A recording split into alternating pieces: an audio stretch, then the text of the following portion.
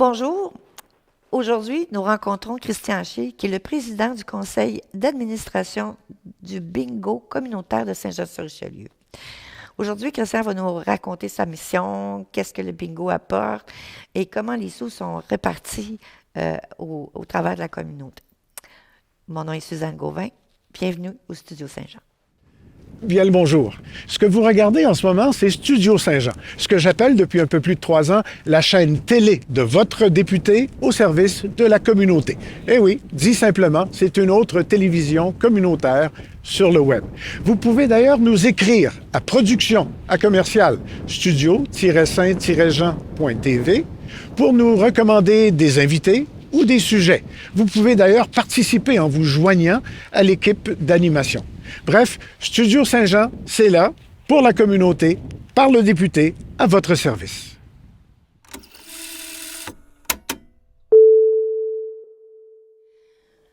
Bonjour, Christian. Bonjour. J'ai appris que tu étais président du conseil d'administration du bingo communautaire de du Haut-Richelieu, c'est ça? Exactement. Bingo communautaire à Cher, oui. Oui. Quelle est la mission du bingo communautaire? La mission, c'est du jeu. Donc, les gens sont invités à venir jouer, OK? Et quand on a reparti le bingo en 2013 sous forme d'organisme sans but lucratif et qui est dirigé par 6 organismes sans but lucratif. Ah, OK. Donc, tous les profits vont aux organismes. Dans les organismes, tu as la Société nationale des Québécois, dont je suis président. Tu as la Maison INA. OK. Tu as la Société lussoise des handicapés, l'association, plutôt le regroupement des personnes handicapées de Saint-Luc. Tu as aussi la Maison des jeunes de Saint-Luc et l'Association sportive de Saint-Luc. OK. Donc, les 6 organismes se répartissent les profits du bingo. Il y a aussi des redevances qui sont versées, ces choses-là, mais depuis 2013, ça fonctionne très bien de cette façon-là. Mais oui, puis là, tu me disais avant l'entrevue que depuis que la pandémie est terminée, ça a repris de plus belle, puis même mieux qu'avant. Je pense que le fait d'avoir fermé pendant 6 mois en 2020 a fait en sorte que les gens se sont beaucoup ennuyés, puis quand ils ont pu ressortir de nouveau, écoute, ils étaient vraiment contents qu'on ouvre de nouveau et qu'ils puissent venir. Parce que le bingo, c'est aussi très social. Hein? Mm-hmm. Les gens arrivent vers 3 heures, 3 heures, 4 heures, OK, ils jouent aux cartes, ils se parlent, pas ouais donc.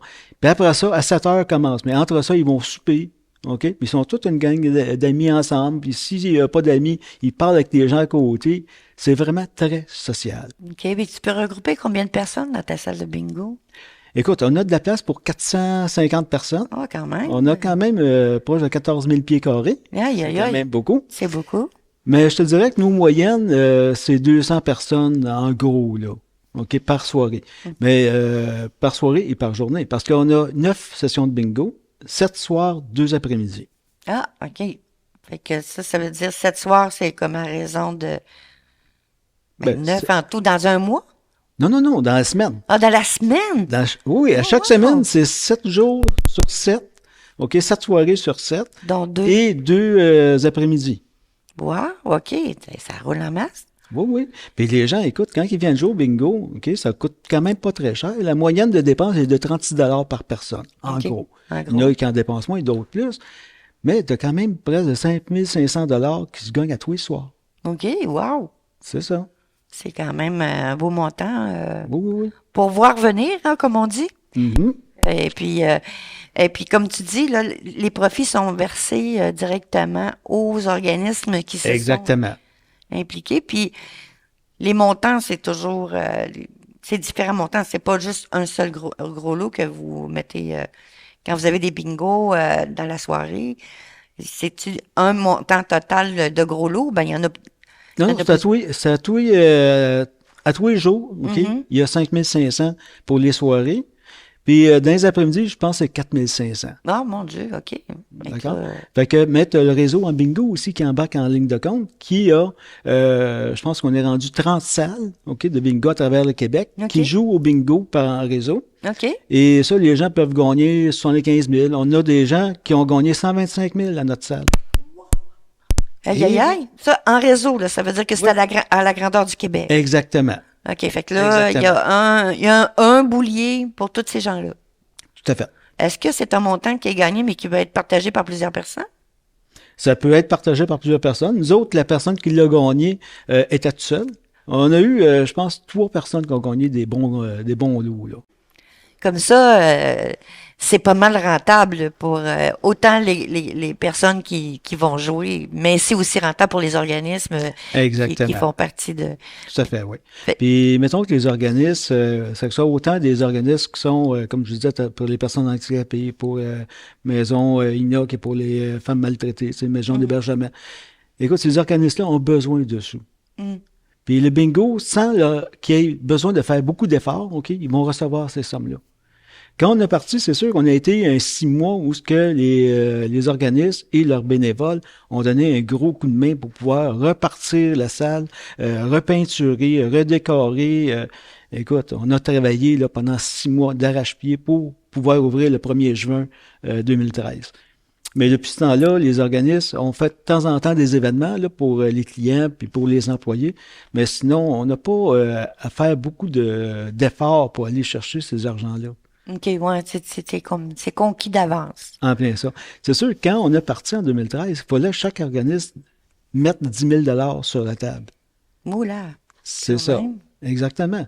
Mais chaque organisme, dans les premières années, on faisait entre 35 et 40 000 par année. Là, je te dirais qu'on va plus dans les 50 000 et plus par année. OK. Chaque organisme. Chaque organisme? Chaque organisme. Oh, ben ça, c'est encourageant pour ceux qui Très. s'impliquent, puis pour les organismes, justement, avec des C'est fait, oui. des bons mandats Mhm. à réaliser. Et le gros avantage du bingo communautaire, ce sont les organismes qui dirigent, mais les gens qui sont sur le conseil d'administration, c'est tous des bénévoles. OK? Fait qu'il y a personne qui est payé avec le gros salaire, etc. Parce qu'auparavant, le promoteur privé, c'était le gros salaire pour tous les gens autour de lui. Fait que pourquoi il a fait faillite, c'est une autre histoire. Moi, ce que je trouve intéressant, c'est que ça démystifie un petit peu les objectifs du bingo. On pense tout le temps que les gens s'en mettent plein les poches, ceux qui sont comme organisateurs et administrateurs, pour finalement se rendre compte que les argents que vous faites sont distribués dans la communauté, À 100%. à des organismes qui en ont Puis besoin. ces organismes-là donnent des services et bon, c'est ça, des services et des services. conseils, etc., OK, à la population.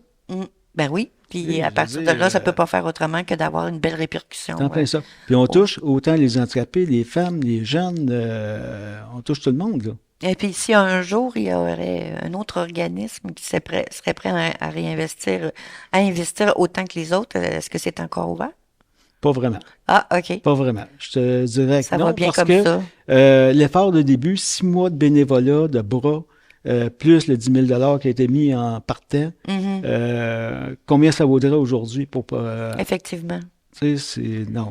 Mais ce que je trouve intéressant, c'est de comprendre que, parce que moi, de l'extérieur, là, pour moi, le bingo, c'était comme une machine à argent, là, tu sais, puis ils font la grosse pièce avec ça, un peu comme le casino, là.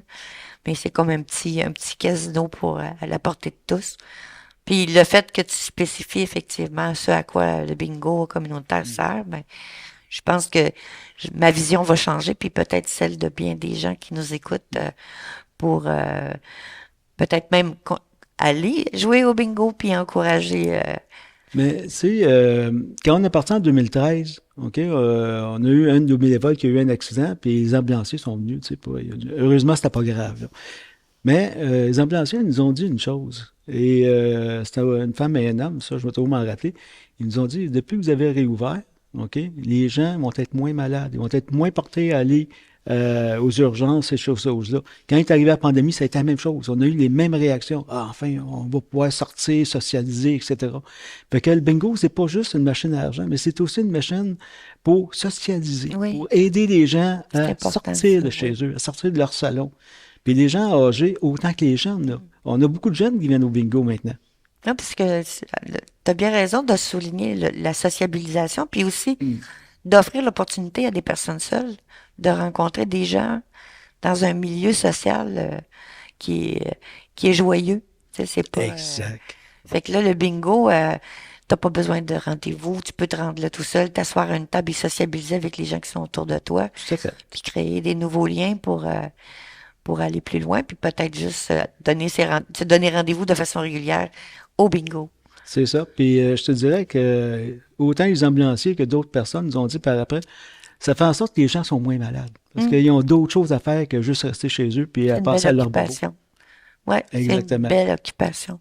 Ben merci, Christian, de nous avoir donné plus de définitions sur le bingo communautaire. Puis je pense que la mentalité va changer à ce niveau-là, en ce qui concerne, en tout cas, en ce qui me concerne moi, puis peut-être les personnes qui sont aussi dans la même ligne d'idée que moi. Ben merci beaucoup d'avoir Ça pris me la fait peine de plaisir. venir nous parler. Ça me fait vraiment plaisir.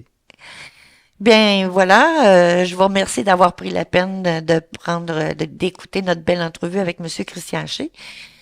Bien, ben, merci d'être là à Studio Saint-Jean. Ici Suzanne Gauvin.